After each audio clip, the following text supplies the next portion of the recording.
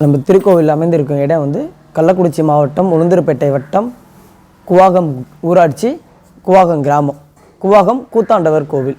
இவர் வந்து யாருன்னா அரவான். நம்ம சாமி வந்து அரவான். இவர் வந்து யாருக்கு பிறந்தார்னா அர்ஜுனருக்கும் நாகக்கண்ணிக்கும் பிறந்த நல் அரவான்.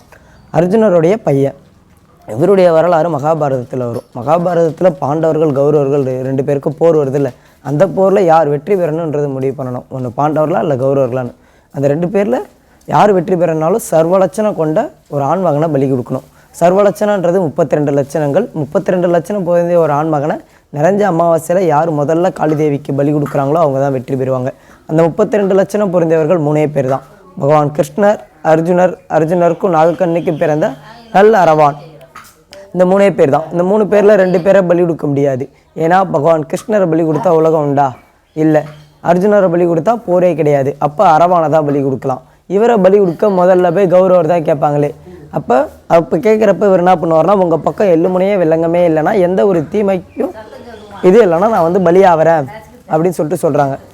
2வதாக பகவான் கிருஷ்ணர் போய் கேட்குறாரு, எனக்கு நீ பலியானா பாண்டவர் தான் வெற்றி பெறுவாங்க.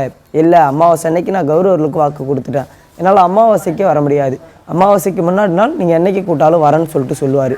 அப்போ தான் பகவான் கிருஷ்ணர் என்ன பண்ணுவார்னா, அமாவாசை நாளைக்குனா இன்றைக்கி நீ எனக்கு வந்தால் போதும் அப்படின்ட்டு சொல்லுவார். அமாவாசை நாளைக்குன்றப்ப இன்றைக்கி இவர் அழைச்சின்னு போய் தெற்பக்குளத்தில் தெர்ப்பணம் பண்ணுவாங்க.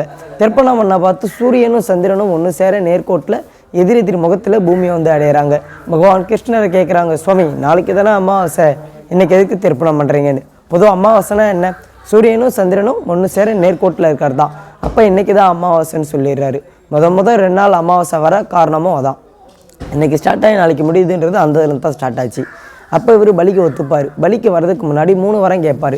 இந்த 3 வரம் தந்தீங்கன்னா நிறைஞ்ச மனசோட வந்து பலியாவார். என்னென்ன வரம் கேட்டால், முதல் வரம் திருமணம் ஆகணும். 2வது வரம் 18 நாள் போரில் 1 நாள் போர். 3வது வரம் சிரசு மட்டும் சிரஞ்சீவியாக இருந்து 18 நாள் போரையும் முழுவதும் பார்க்கணும். இந்த 3 வரத்தை கேட்குறாரு. இதில் முதல் வரம் திருமணம் ஆகணும். இப்போ சாக போகிறவனுக்கு யாராவது பொண்ணு தருவாங்களா? இல்லை, எந்த பொண்ணாக சம்மதிக்குமா? பொண்ணு கிடைக்காத பட்சத்தில் பகவான் கிருஷ்ணன் என்ன பண்ணுவார்னா, மோகினி அவதாரம் திருநங்கையாக மாறுறாரு. ஆண்லேருந்து பெண்ணாக மாறி திருமணம் பண்ணுறாரு. அதனால தான் வேர்ல்டு ஃபுல்லாக இருக்க திருநங்கையெல்லாம் வருஷத்தில் 1 நாள் சித்ரா பௌர்ணமி மட்டும் இந்த கோவிலுக்கு வந்து தாலி கட்டி தாலி அறுத்துட்டு போகிற நிகழ்வு நடக்குது. 2வது வரம் 18 நாள் போரில் 1 நாள் போர். 8ஆம் நாள் போரை இவருக்கு தருவாங்க. 8ஆம் நாள் போரில் வெறும் சிரசை மட்டும் வச்சுக்கணும், குதிச்சு போரிடுவார். குதிச்சு போரிட்டதால் கூத்தாண்டவர் அப்படி பேர் மாறுது. அரவான்லேருந்து கூத்தாண்டவர் அப்படி பேர் மாறப்படுது. அந்த சிரசை மட்டும் வச்சுக்கணும். 3.25 நாளில் 7 அக்ரோனை சேனை இவர் ஒருத்தவரே அழிச்சிடுவார். அப்போ தான் பகவான் கிருஷ்ணர் யோசிப்பார், 18 நாள் நடக்க வேண்டிய போரை வெறும் 8ஆம் நாள் போர்லேயே முடிச்சிடுவான். இப்போ இந்த போரை முடிக்கணும்னா என்ன வழின்னு பார்க்குறாங்க. சூரியன் மறைஞ்சிட்டா யாரும் போரிடக்கூடாது. அதனால் பகவான் கிருஷ்ணர் என்ன பண்ணுவார்னா, சூழ்ச்சி மூலியமாக சூரியனை மறைய வச்சு அன்னைக்கு போரை முடிச்சிடுவார். 3வது வரம் சிரசு மட்டும் சிரஞ்சீவியாக இருந்து 18 நாள் போரையும் முழுவதும் பார்க்கணும். பலியே ஆனாலும் தலையாகப்பட்டது உயிரோடு இருக்கணும். 18 நாள் போரையும் முழுவதும் பார்த்துருக்கணும். அப்போ என்ன பண்ணுவார்னா, ஒரு சிரசுக்கு மட்டும் உயிர்ப்பிச்சு ஒரு மலை உச்சியில் வச்சுருவாங்க. 18 நாள் போரும் தெரிகிற போல். அந்த காலத்துக்கு இந்த ஊருக்கு இந்த சாமி ஆற்று மூலயமா கிடைச்ச சிலை தான். உள்ளே இருக்க சிலை யாராலும் செய்யப்பட்ட சிலை கிடையாது. இந்த ஊருக்கு கிடைச்ச சிலை தான். பொதுவாக நீங்கள் எல்லா கோவிலுக்கும் போனீங்கன்னா உற்சவர் சிலை தனியாக இருக்கும், மூலவர் சிலை தனியாக இருக்கும். ஆனால் இந்த ஒரு கோவிலில் மட்டும் உற்சவரும் அவர் தான், மூலவரும் அவர் தான். நம்ம சாமிக்கு அபிஷேகம்லாம் கிடையாது, வெறும் பூ அலங்காரம் மட்டும்தான். வருஷத்தில் 1 நாள் சித்ரா பௌர்ணமி மட்டும் வந்தீங்கன்னா முழு உருவத்தில் பார்க்கலாம். முழு உருவன்றது நம்மள மாதிரி கை கால் மார்பஜம் வச்சு முழு உருவம் ஒரு ஊர்லேருந்து வரும். சிரசு மட்டும்தான் இங்கே. சிரசு இங்கே குபாகம், கை கால் குதிரை குபாகம் நத்தம், தேர்க்கு போகிற அச்சாணி குபாகம் தொட்டி, மார்பஜம் கீரிமேடு, வெங்கலக்கூட குபாக சிவலிங்க குலம். இது 5 ஒன்று சேர அன்னைக்கு 1 நாள் சித்ரா பௌர்ணமிக்கு பார்க்கலாம்.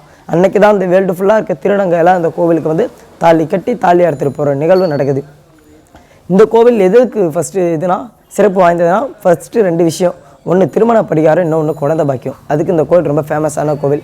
அது இல்லாமல் இந்த கோவிலில் என்ன ஃபெஸ்டிவல் நடக்கணும், இந்த திருநங்கையெல்லாம் வந்து தாலி கட்டி தாலியாக இருக்கிற ஃபெஸ்டிவல் தான் நடக்கும். அது வந்து சித்ரா பௌர்ணமி அன்னைக்கு.